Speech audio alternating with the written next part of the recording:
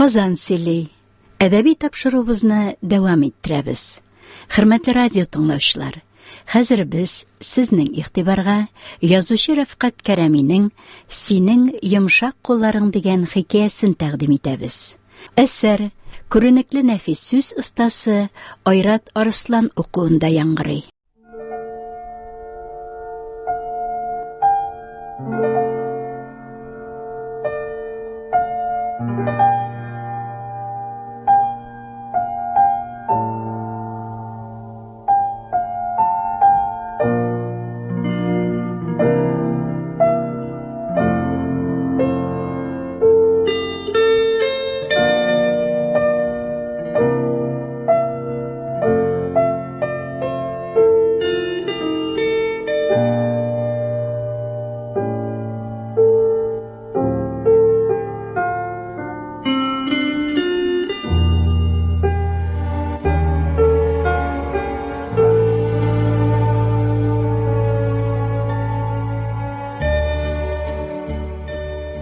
Түн.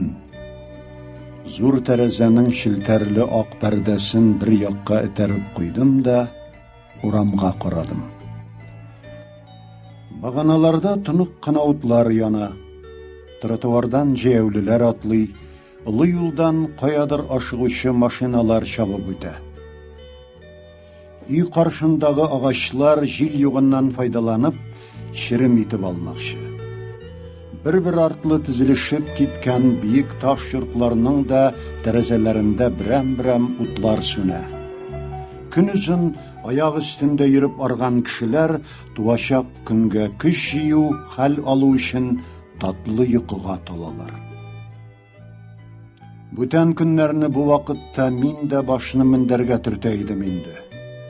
Ә бүген күземә йокы керми.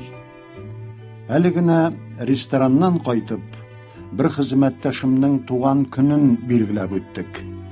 Ялгызым уйга чумып утырам.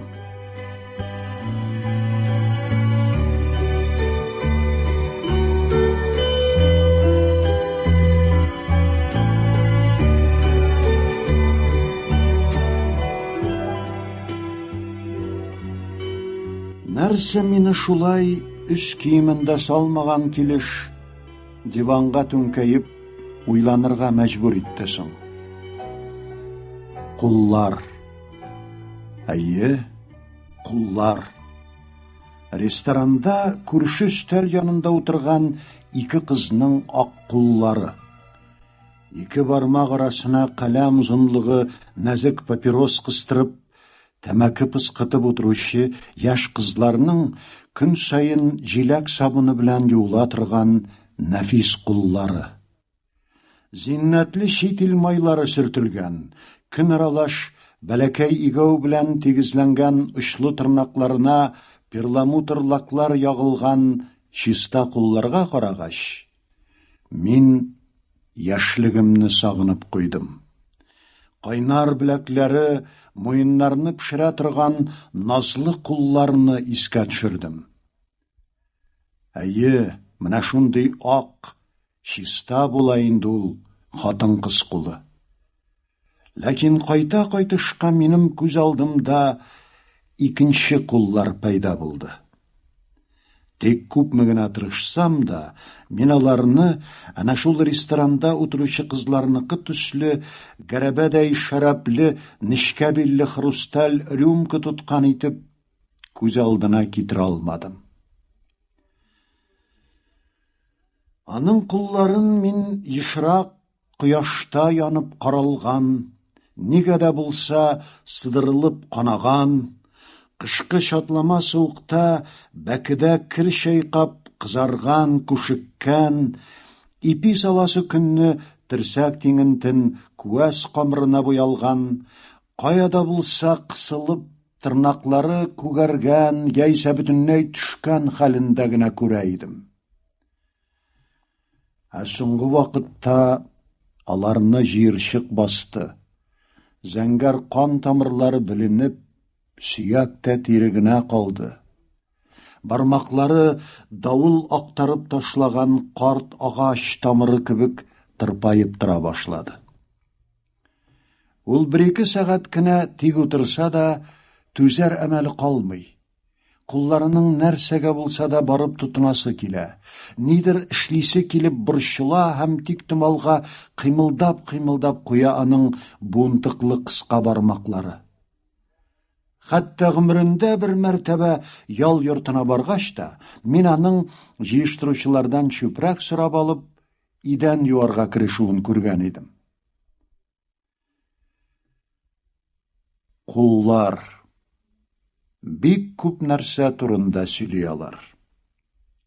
Кулларына карап, кешенең нинди һөнәр иясе икәнен, яшен билгеләп, холык-фигыле турында төрлечә фараз итәргә мөмкин.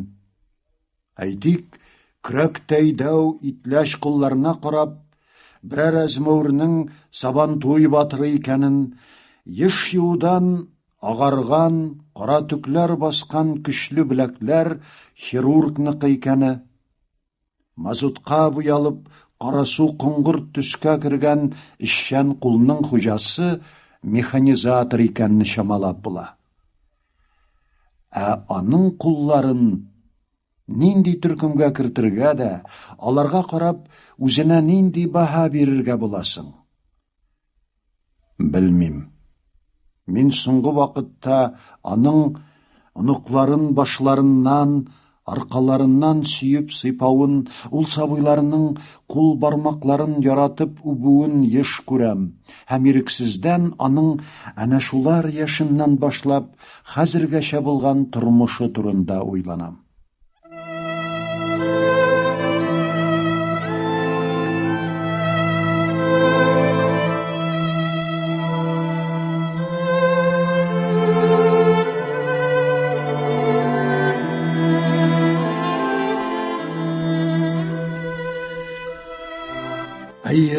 Аның да куллары туганда ук сөялле, каты булып яралмаган. Башта аның да куллары бунтыклы, сөяксез дип әйтерлек йомшак булган. Ләкин аның нәни бармаклары бабасының ак сакалын тарткалап уйный алмаган. Чөнки ул туардан 7 ел элек бабасы Япон сугышында җир читендә ятып калган. Үз-үзен белә башлап, кайчагында әтисенең тезенә утырып, аның кара сакалы белән уйнаганны да ул бик аз хәтерли. Әмнә аклар олаучы итеп, чыбыркылап, аты арбасы белән бөгелмәгә алып киткәндә, ябык кулларын сузып, «Әткәй, кая барасың? Тиз кайт!» дип üzгәләнеп елап калганы әле дә булса күз алдында аның. Юк, тиз кайтмады. Тиз генә түгел, бөтенләй кайтмады аның газиз атасы. Ятимлеккә дучар ителгән сабыйның хәлсез куллары үз эшләре белән курчак уйнар чакта, әнисе өйдә югында бишектәге 2 яшьлек инесен тирбәтә, кабыктан ясалган бәләкәй арбада ишек алды буйлап тартып йөри иде. 21-нең җәе кышы да үзенең аш җиле белән аңа кагылып үтте. Аның әле ныгып җитмәгән арык куллары җиләк, куқы, кузгалак, пси борчагы җиде, кычыткан, кәҗә сакалы, алабута юлыкты, калак сөякләре тырпаеп торган аркасына чабата киндерәсе белән асып, аларны өйгә ташыды. Яшьлек дигән канатлы, хыяллы чыр барыңа да тигез килә икән. Алтын йөзекле куллар да, нәселдән нәселгә күчүче көмеш беләзек кенә кигән куллар да, вакыты җиткәч, гомерлек яр буласы егетнең тыгыз учын үзендә туя икән. Бигрәк тә бернигә карамый, әнисенең каршы килүенә дә исе китмичә, караңгы төнне күтәреп алып кайткан көчле егетнең муенын яндыра пешерә, ничек иркәләмәсен яшь кайнар куллар.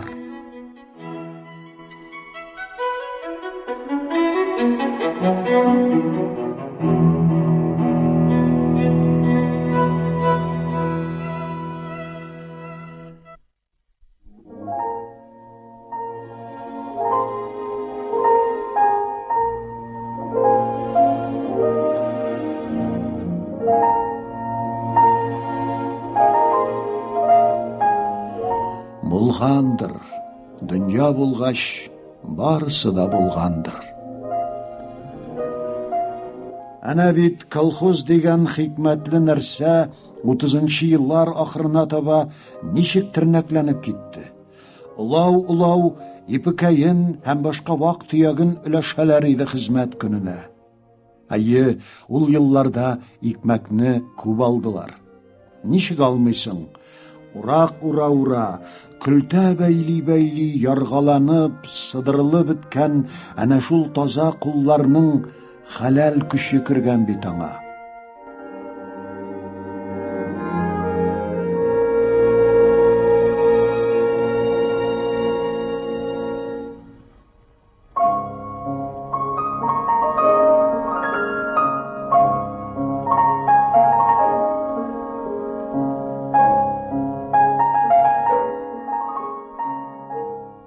Әйе, булды, барсы да булды. Ләкин бер кемдә көтмәгәне һәм теләмәгәне дә килде шул. Озатканда яулык пишмагы белән битен каплап, әкши югында йөзе белән капланып елар өчен яралган идемени ул куллар. Юк, жан яратканын эштән капка ачып каршылар өчен, кымган сөлге тутып юындырыр һәм кыштабак тутырып табынга аш куяр өчен иде бит ул куллар. Буйыны астына килгәре Гитлерны каргап, көнбатышка карап, йодрык түйде ул елларны, баласын югалткан аналарның, 20 яшыннан тул калган киленнәрнең, кияү бәхтен татымыйчы картаячагын әле белеп, аңлап җиткермәгән буй җитү кызларның миллионлаган куллары.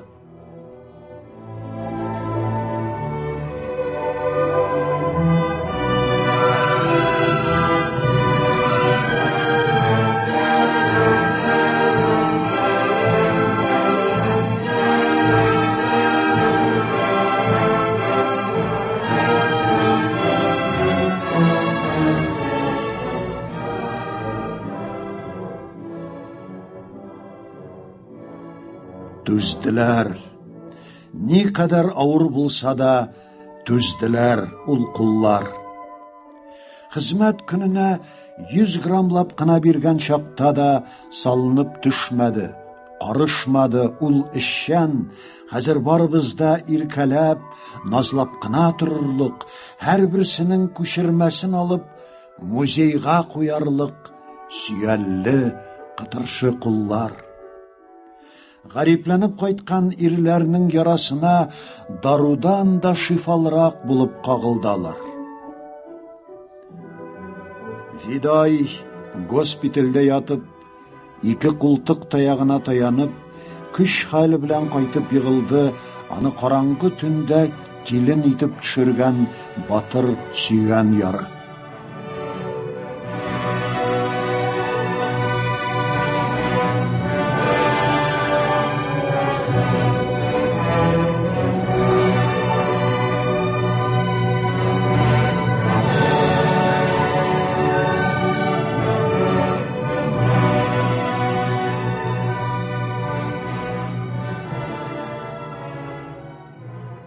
Кем әйтер ул вакытларны аның кулларына җиңел булган дип.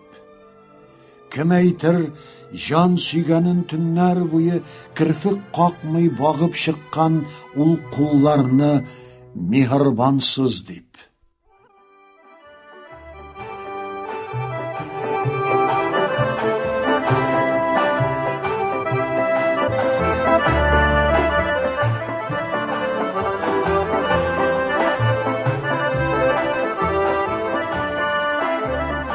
Шыр булса да, бір артлы 3 малайын солдатқа жатып, құяш байыған турларда қолын қаш үстіне қойып, кеткен юлларына қарап, күз талдырған ананың хәсрәтен кім генә біліп бітірер екен дә, кім генә аның уйларының ұшына шығар екен.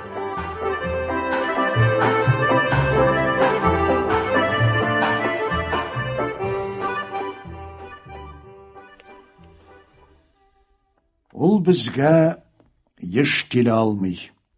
Бар булганы йылына бер. Мин аңа тик кенә утыр, ял иттим. Ләкин ял йортына барып та идән юып йөргән сөялле кулларны ничек кушырып утырасың? Әйе, хәзер аның беләкләрен ишкәрде. Куллары җирчыклы, кан тамырлары беленеп, зәңгәрләнеп тора.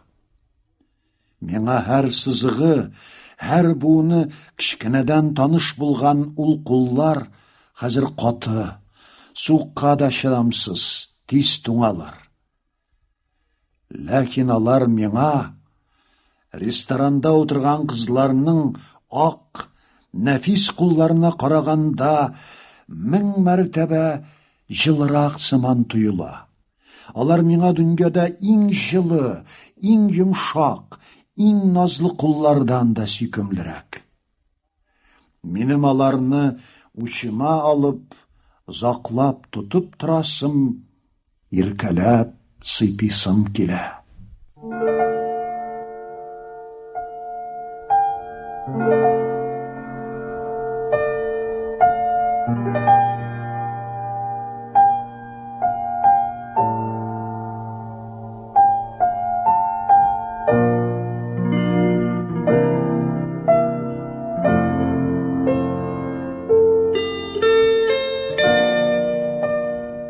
Куллар,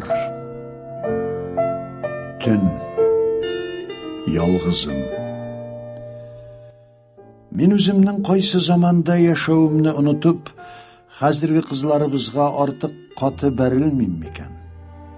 Белмим. Мин фақат уйланам гына. Төн узганында сизмичә, авылларда таң әтәчләре кычкырыр вакыт җиткәнне дә туймыйча, мин бары куллар турында гына уйланам. Бәлки ресторанда утыручы ул кызлар, авыл халкы әйтмешли, чиста эштә эшлидер. Бәлки аларның сөттәй ак куллары теләсә нинди эшкә йөгып торадыр. Бармаклары хикмәтле электрон машиналарының төймәләрендә җитез йөгерәдер. Бәлки әниләр тел әйләндереп исемен дә әйтә алмаган төрле музыка коралларында уйныйдыр. Диңгез океаннар йөзүче корабларның тавышны артта калдырып зәңгәр күккә омтылучы очкычларның иң катлаулы приборларын җыядыр. Бирсен Ходай. Әгәр бу шулай икән, мин шатланырмын гына. Кызларның кулы чиста, нәфис булуга каршы түгелми. Матур әйбер күреп, барыбыз да сокланабыз. Ләкин ул кызларыбыз бүгенге мул, бәхетле тормышны корган, аның бүтән әчесен, төшесен үз куллары белән күтәргән әбиләре, апалары, балалык еллары авыр сугыш чорына туры килгән әниләре турында да истән чыгармасыннар. Аларның һәр чак ярдәмгә килә белүче, каты, сөялле, ләкин шуңа да карамастан йөрәк җылысы белән эретелгән миһербанлы куллары турында да уйласыннар иде. Үзләренең дә бәгырьләре йомшак, олы җанлы күңелләре тирә-юньгә җылы бөркеп торсын иде. Мин бары шуны гына телим.